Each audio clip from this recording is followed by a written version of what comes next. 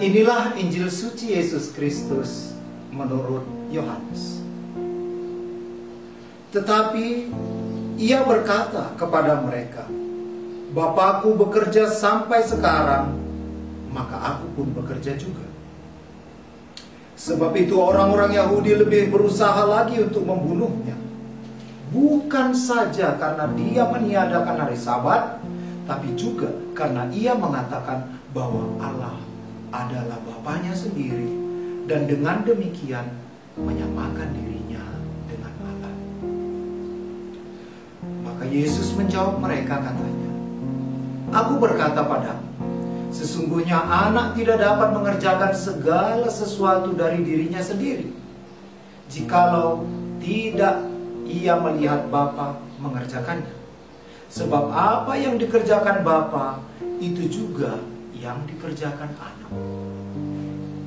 Sebab Bapa mengasihi anak, dan ia menunjukkan kepadanya segala sesuatu yang dikerjakannya sendiri. Bahkan ia akan menunjukkan kepadanya pekerjaan-pekerjaan yang lebih besar lagi daripada pekerjaan-pekerjaan itu, sehingga kamu menjadi heran. Sebab sama seperti Bapa membangkitkan orang-orang mati dan menghidupkannya, demikian juga anak menghidupkan barang siapa yang dikehendakinya.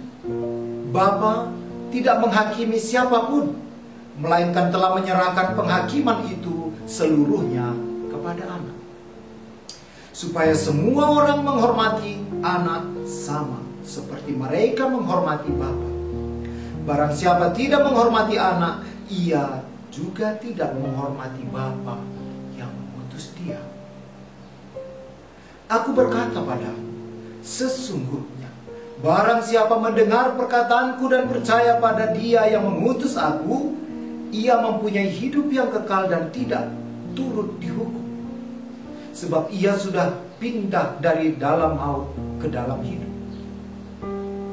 Aku berkata kepadamu, sesungguhnya saatnya akan tiba dan sudah tiba bahwa orang-orang mati akan mendengar suara Anak Allah, dan mereka akan mendengarnya akan hidup.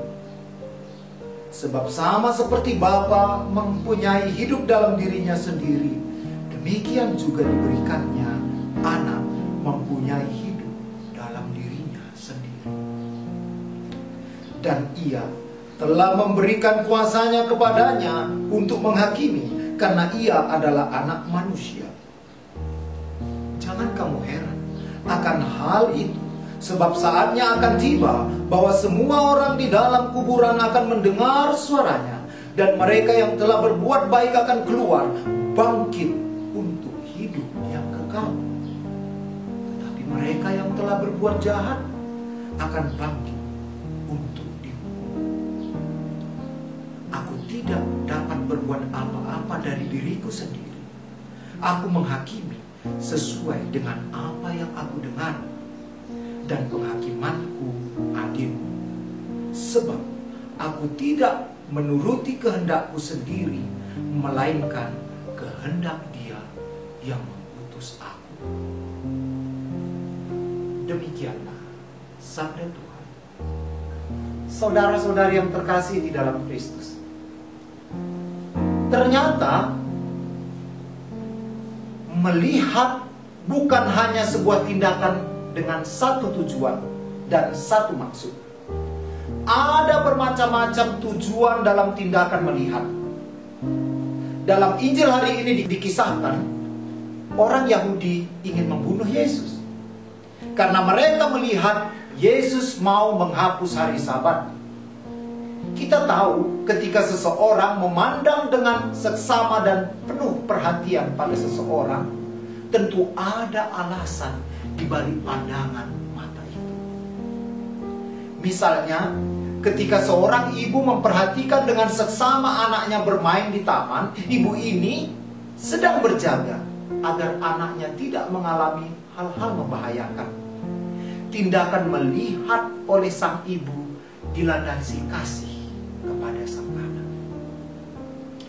Tampaknya para murid Yesus melihat fakta di depan mata benar adanya. namun penglihatan mereka terhenti hanya pada fakta belaka. Cara melihat seperti ini tidak digunakan Yesus ketika memandang sesama. Ia melihat manusia terlebih yang membutuhkannya dengan mata belas kasih yang tidak menilai dan menghakimi. Melihat seperti Yesus melihat adalah sebuah seni. Seni ini membutuhkan latihan, kesadaran yang penuh untuk dapat menguasainya. Dalam hidup rohani, seni ini disebut kontemplasi. Kontemplasi berasal dari kata contemplata yang berarti memandang dengan sepenuh-penuhnya dalam waktu yang lama. Doa kontemplasi bukan dimaksud agar kita makin masuk dalam pengalaman ekstasi, namun agar mata kita terlatih menguasai seni dalam melihat segala yang dihadirkan di hadapan kita seperti Yesus sendiri melihat. Sesungguhnya kontemplasi adalah seni melihat. Kontemplasi mengajari kita untuk tidak berhenti pada apa yang kita lihat, melainkan bagaimana kita melihat. Ketika para Farisi melihat Yesus, mereka berhenti pada sosok Yesus yang tidak mereka sukai. Karena itu mereka tak mampu mengalami mukjizat Yesus, bahkan menyusun aneka rancangan penilaian dan penghakiman. Ketika Yesus menjawab pertanyaan penglihatan para murid, dia menjawab dengan mata yang lebih mendalam, melampaui fakta bahwasannya mereka harus berubah. Melihat dengan mata dan pikiran kontemplatif membantu kita untuk mengurangi kecenderungan untuk melihat secara dualistik, mencari hanya apa yang menyenangkan kebutuhan ego pribadi. Seni melihat secara kontemplasi ini tidak akan membuat kita bersikap aktif, reaktif, melainkan lebih aktif, responsif. Dalam bahasa umum, kita akan melihat apa yang dihadirkan dalam kehidupan kita dengan lebih bijak dan tidak tergesa-gesa membuat penghakiman. Yesus sungguh Mesias. Tuhan memberkati.